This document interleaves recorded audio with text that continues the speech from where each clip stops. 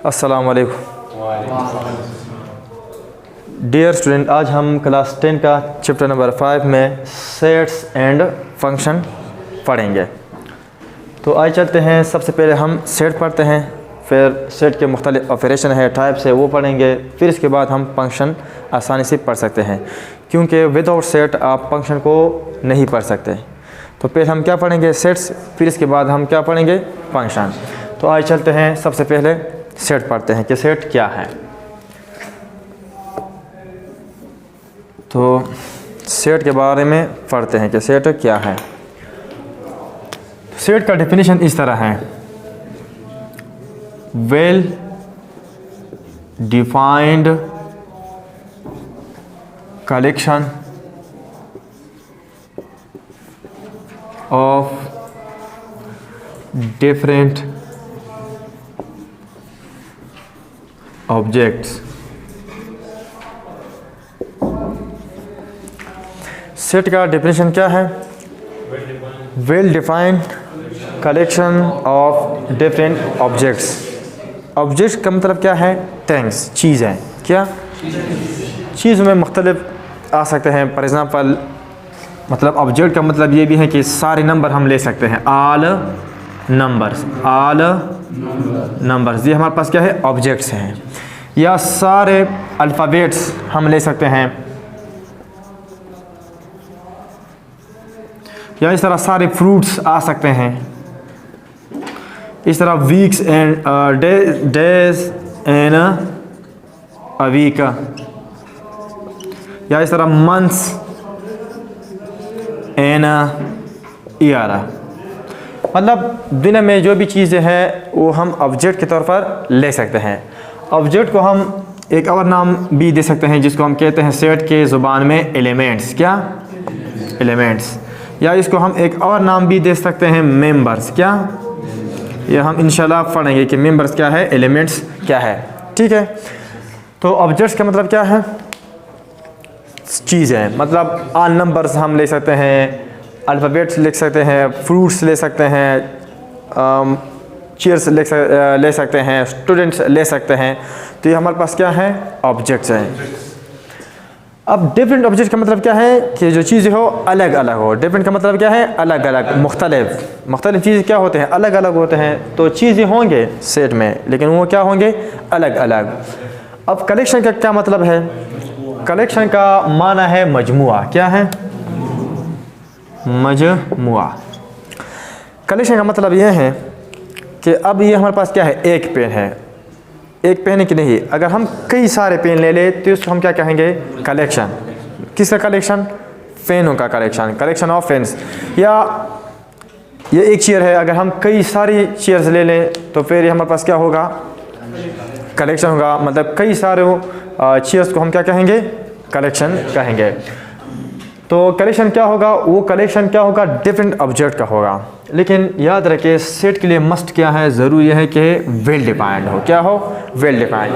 Well defined को हम कहते हैं उर्दू में वाज़ेह। अब ये इसका क्या है? माना है। इसका मतलब क्या है? वाज़ेह का मतलब यह है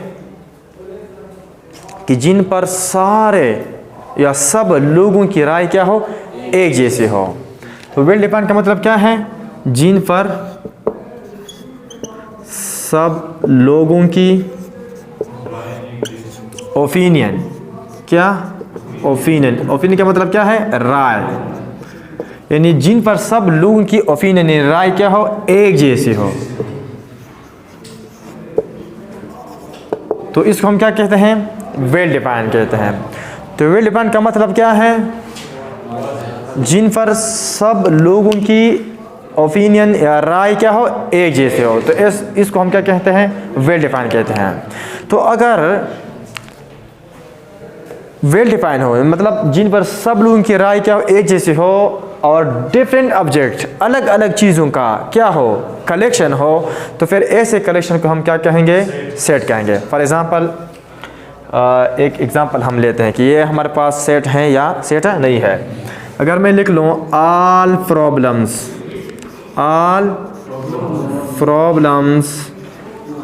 of this book which are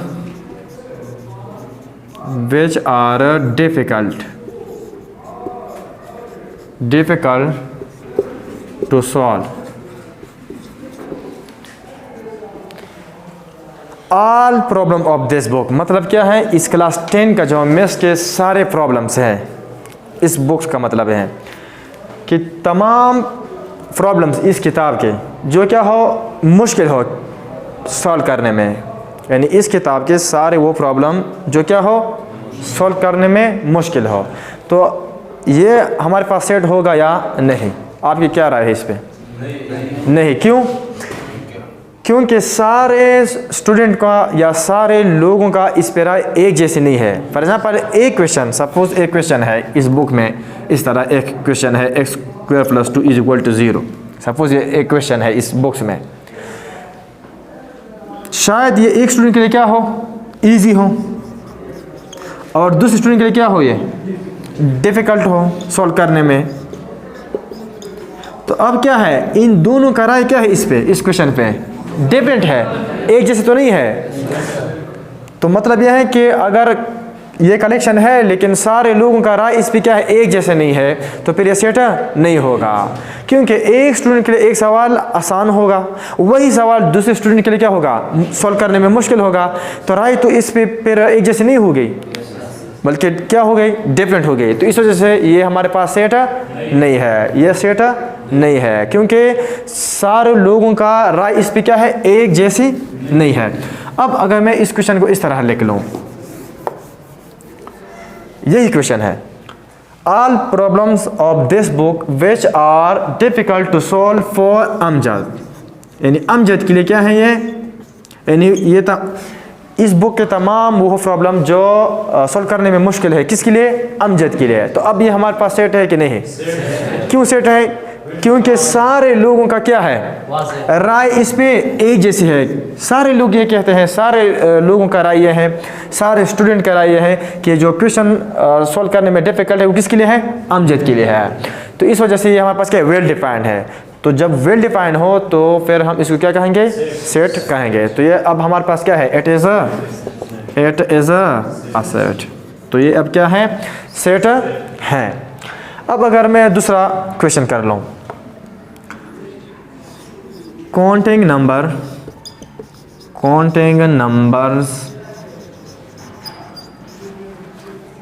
5 to 15।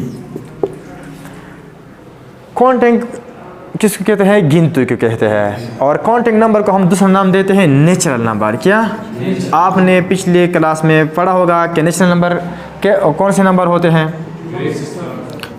ऐसे पॉजिटिव नंबर जो 1 से स्टार्ट हो, जैसे 1, 2, 3 एंड सो ऑन। तो इसको हम क्या कहते हैं? काउंटिंग नंबर या नेचुरल नंबर।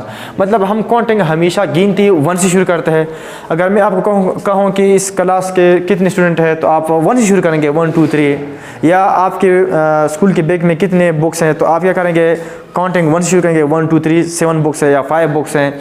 तो काउंटिंग हम हमेशा 1 से शुरू करते हैं। तो इस वजह से इसको हम काउंटिंग नंबर भी कहते हैं और मैथमेटिक्स वाले ने इसको नाम दिया नेचुरल नंबर। तो नेचुरल नंबर या काउंटिंग नंबर 5 to 15, यानी 5 से 15 तक। तो 5 से 15 तक क्या है? 5 है, 6 है, 7, 8 अप टू 15। तो आप ये हमारे पास क्या है? अलग अलग चीज़ों का क्या है? कलेक्शन है कि नहीं है? और ये वेल डिफाइंड भी है। सारे स्टूडेंटों का, सारे लोगों का, सब लोगों का इस राय क्या है? एक जैसी है इस बार। तो इस वजह से ये हमारे पास क्या है? सेट है। तो ये हमारे पास क्या है? It is a set. ये भी हमारे पास क्या है? सेट है। इस तरह अगर मैं लिख लूँ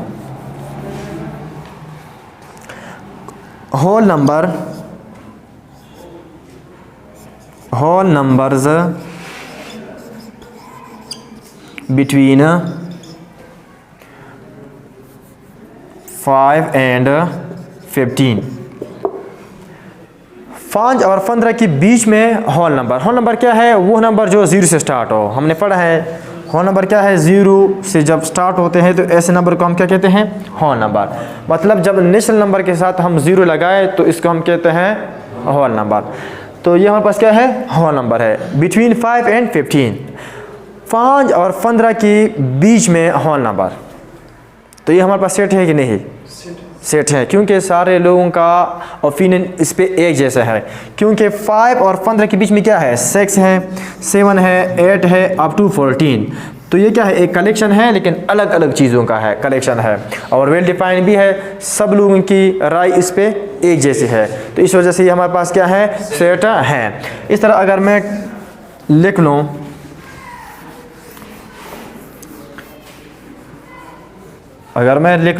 ऑल द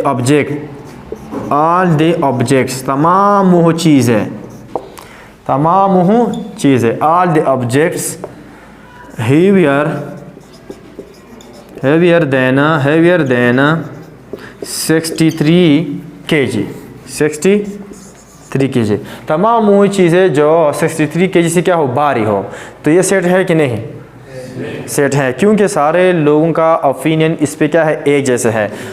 मतलब यह है कि 63 से जो हेवियर है वो क्या है? 64 होगा, 65 होगा, 66 होगा एंड सो ऑन, या इस तरह होगा 63.5 होगा, ये इस तरह भी आ सकता है। तो सारे लोगों का ओपिनियन इस पे क्या है? एक जैसे, तो इस वजह से ये भी हमारे पास क्या हैं? सेट्स हैं। अगर मैं कहूँ books and your school bag, तो ये सेट है कि नहीं? Books and your school bag set है, क्योंकि सारे लोगों का राय इस पे एक जैसी है कि क्लास 10 के जो बुक्स है वो क्या है? मैथ्स होगा, इंग्लिश होगा, फिजिक्स होगा, केमिस्ट्री होगा। मतलब ये अलग अलग भी हैं और कलेक्शन भी है, और सारे लोगों का राय भी इस पे एक जैसी है। तो इस वजह से ये हमारे पास क्या है? सेट है। अगर मैं कहूँ डेज इन अ वीक, यानी हफ्ते में दिनों के दिन, हफ्ते में कितने दिन है, तो ये हमारे पास क्या है? सेट है कि नहीं? मंथ्स एंड ईयर, साल में महीने, तो ये हमारे पास सेट है कि नहीं? क्योंकि सारे लोगों का ये राय है कि साल में 12 महीने हैं, जनवरी है, फरवरी है, मार्च, अप्रैल एंड सो ऑन। तो इस वजह से हमारे पास क्या है? सेट है। तो सेट के लिए क्या ज़रूरी है? वेल डिफाइंड ज़रूरी है। वेल डिफाइंड का मतलब क्या है? जिन पर सब लोगों की राय क्या हो? एक जैसे हो। तो इसको हम क्या कहते हैं फिर? ऐसे कलेक्शन, अगर डिफरेंट ऑब्जेक्ट हो, अलग अलग चीज़ें हो, उसका कलेक्शन हो, अगर वो वेल डिफाइंड हो, यानी जिन पर सब लोगों की राय क्या हो? एक जैसी हो, तो फिर इस ऐसे कलेक्शन को हम क्या कहेंगे? सेट कहेंगे। ठीक है, अब सेट के बारे में समझें कि सेट क्या है। अब रिप्रेजेंटेशन ऑफ सेट है, क्या है? Representation of set.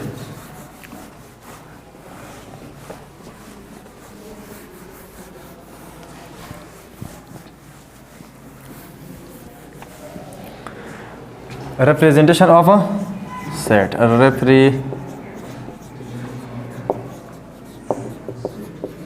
Representation of set, यानी सेट को हम किस तरह रिप्रेजेंट करेंगे। ये याद रखें कि जब भी हम सेट का नाम लिखते हैं तो हम हमेशा इसको कैपिटल अल्फ़ाबेट से रिप्रेजेंट करेंगे, इंग्लिश के कैपिटल अल्फ़ाबेट से रिप्रेजेंट करेंगे। तो किसी भी सेट को अगर हम रिप्रेजेंट करना चाहें तो सबसे पहला क्या है? अगर हम उसका नाम लिखते हैं तो उसका नाम हम हमेशा कैपिटल अल्फ़ाबेट से लिखेंगे। अगर हम ए से रिप्रेजेंट करते हैं तो ए हम कैपिटल में लिखेंगे, और याद रखें साथ साथ इसके साथ इक्वल साइन भी लिखेंगे। क्या लिखेंगे? Equal sign. नाम के साथ साथ क्या लिखेंगे? इक्वल साइन भी लिखेंगे। फॉर एग्जांपल अगर हम किसी सेट का नेम लिखते हैं ए, तो इसके साथ इक्वल साइन भी लिखेंगे। इस तरह अगर हम बी से रिप्रेजेंट करते हैं तो बी लिखेंगे साथ में इक्वल साइन। अगर हम सी लिखते हैं तो साथ में equal sign and so all. अगर हम जी या जेड लिखते हैं तो भी इसके साथ हम इक्वल साइन लिखेंगे। एक बात तो यह है। दूसरा है कि सेट जब हम सिंबॉलिक रिप्रेजेंट करते हैं, एक तो हमने मतलब सेंटेंस में लिख लिया कि ये सेट है, ये सेट नहीं है, वो तो हमने इंग्लिश में लिखा या हम उर्दू में लिख ले। लेकिन हम जब मैथमेटिक्स में लिखते हैं तो मैथमेटिक्स में हम सेट किस रिप्रेजेंट करेंगे? ब्रेस से रिप्रेजेंट करेंगे, या कर्ली ब्रैकेट से, या मिडल ब्रैकेट से। इसको क्या कहते हैं? ब्रैकेट। लेकिन ब्रैकेट्स के तो 4 टाइप्स हैं। ये क्या है? मिडल ब्रैकेट है, या इसको हम कहते हैं कर्ली ब्रैकेट। क्या कहते हैं? Curly bracket. तो सेट को हम हमेशा रिप्रेजेंट करेंगे किससे? कर्ली ब्रैकेट से, या ब्रेसेस से, या मिडल ब्रैकेट से। अगर इसके बीच में हम इंग्लिश के लेटर लिखते हैं तो हम हमेशा स्मॉल में लिखेंगे। अगर ए लिखते हैं तो स्मॉल में लिखेंगे, अगर बी लिखते हैं तो स्मॉल में। इस तरह अगर हम जेड भी लिख ले या जी भी लिख ले तो वो भी हम स्मॉल में लिखेंगे, स्मॉल लेटर्स लिखेंगे। तो सेट को अगर हम रिप्रेजेंट करते हैं, सेट का नाम डिनोटेट करते हैं या उसका नाम लिखते हैं तो हमेशा कैपिटल अल्फ़ाबेट में लिखेंगे और साथ में उसके साथ इक्वल साइन भी लिखेंगे। दूसरा ये है कि सेट को जब हम रिप्रेजेंट करते हैं तो मैथ्स में हम सिंबल की यूज़ करते हैं। तो सेट को हम हमेशा किस सिंबल से रिप्रेजेंट करेंगे? ब्रेसेस से, या इसको हम कहते हैं कर्ली ब्रैकेट या मिडल ब्रैकेट। अगर इसके बीच में हम इंग्लिश के अल्फ़ाबेट लिखते हैं, जिस तरह वावल लिखते हैं या कॉन्सोनेंट लिखते हैं, तो हमेशा हम वो स्मॉल में लिखेंगे।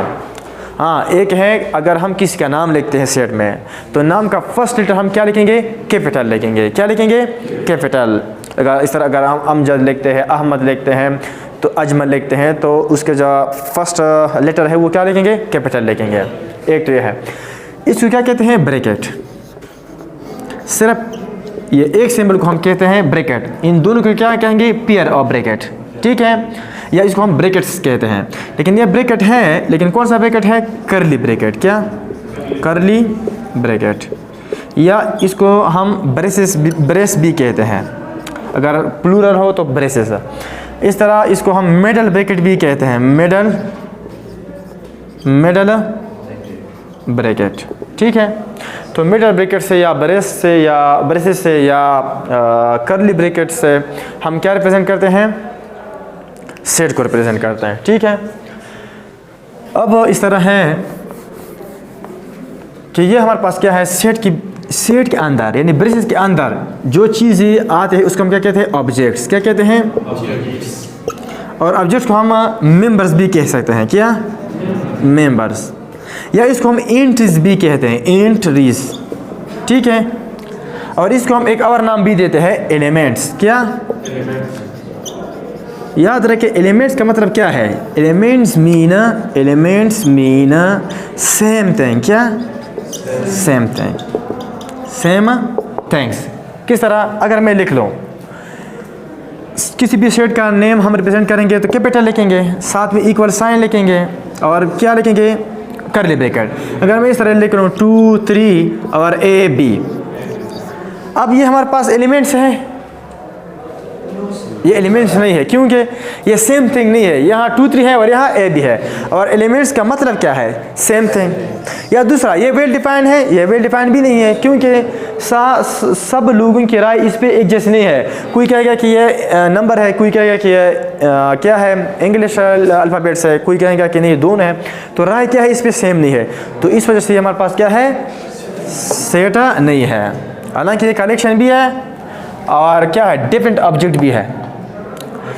तो यहाँ क्या है? सेम थिंग का मतलब यह है कि इसका जो या ये सारे नंबर होंगे, या ये सारे एलिमेंट्स होंगे, या ये सारे फ्रूट्स होंगे, या ये सारे स्टूडेंट होंगे। इस तरह नहीं होंगे कि कुछ स्टूडेंट लेंगे और कुछ फ्रूट्स लेंगे, तो फिर यह सेट नहीं होगा। तो दूसरा है कि सेट को हम किस तरह रिप्रेजेंट करते हैं। अब अगर मैं इस तरह लिख लूँ A इक्वल टू A 1 2 3, ये हमारे पास सेट है। क्यों नहीं है? क्योंकि यहाँ हमने इक्वल साइन नहीं लिखा। ठीक है, ये हमारे पास सेट नहीं है। अब अगर मैं इस तरह लिख लूँ A इक्वल टू 1 2 3, ये हमारे पास सेट है। क्यों नहीं है? क्योंकि यहाँ हमने क्या लिखा? स्मॉल लेटर लिखा। अब अगर मैं इस तरह लिख लूँ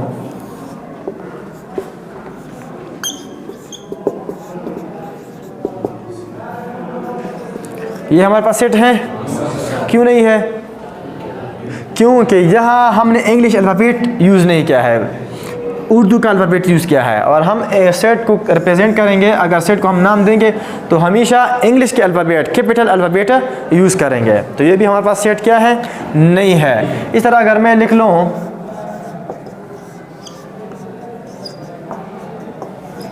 ये हमारे पास सेट है। क्यों नहीं है? सेट है। इस वजह से है कि ये क्या है? जो कलेक्शन है ये क्या डिफरेंट है, और सारे लोगों का ओपिनियन भी इस पर क्या है? एक जैसे हैं कि ये हमारे पास क्या है? इंटीजर नंबर है।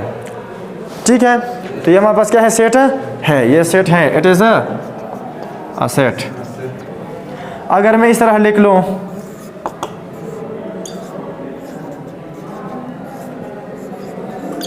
तो ये हमारे पास सेट है। क्यों नहीं है सेट है?